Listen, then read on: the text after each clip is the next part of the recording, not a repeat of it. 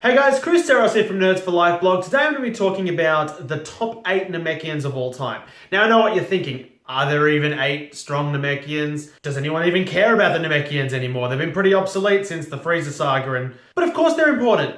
The show is called Dragon Ball.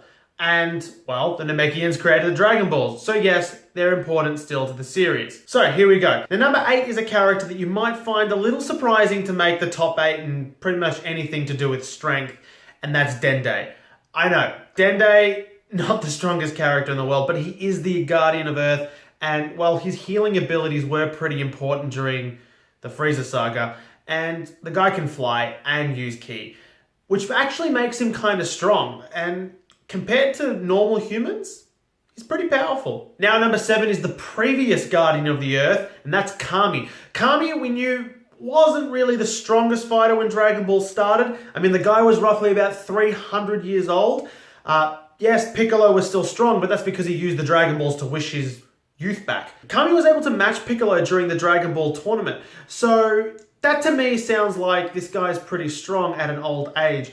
If Kami was a bit younger, I reckon he'd be a lot stronger as well. Number 6 is Nail. Now, Nail was one of the few warrior Namekians. He was taught personally by Guru, and he was taught in the old Namekian ways of battle. Now, this guy is kind of weak in comparison to a lot of the Dragon Ball characters, but easily is one of the strongest Namekians of all time, and held his own against Frieza for at least a couple of seconds before fusing with Piccolo, which we saw what happened after that. Now, number 5 is Lord Slug. Now, Slug isn't a canon character, but he's still a Namekian in the Dragon Ball universe. Slug appeared in one of the original Dragon Ball Z movies and actually forced Goku to awaken his false Super Saiyan transformation.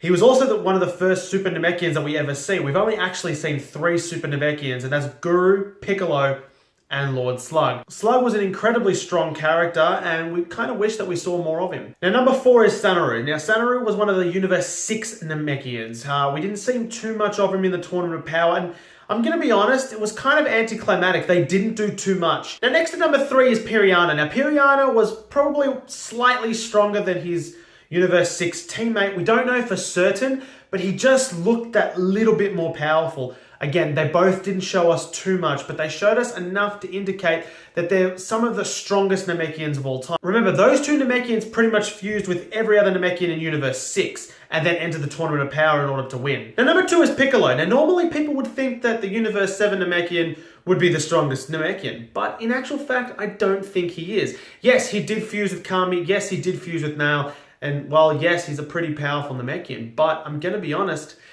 he probably isn't the strongest Namekian of all time, although he is pretty powerful. Now, number 1 is Lord Guru. Now, why have I put Guru at number 1? Well, he's done some things that no other Namekian has really done. He's able to awaken the inner potential of pretty much any warrior, similar to a Kai. He's also able to sense energy on an entire planet. This guy was ridiculous. He lived hundreds and hundreds of years, and he survived the period where pretty much every Namekian died by him. He was also one of the few Super Namekians. Guru was an incredibly powerful person, and at his best, probably was the strongest Namekian of all time. Guru just possessed abilities that, as I said, no other Namekian seemed to have. And he was able to create a dragon which was essentially stronger than pretty much all the other dragons that we got to see, except for the Super Dragon. That Super Dragon, out of the Super Dragon Balls, that is. So it goes to show that this guy was a pretty powerful Namekian in his own right. Thanks guys for watching. Make sure to subscribe. If you guys are watching this on Facebook, give our Facebook a like as well. If you want more information about the top 8 Namekians of all time, make sure to click on the link in the description below. That leads you to an article that pretty much goes into a little bit more depth about what I was talking about today.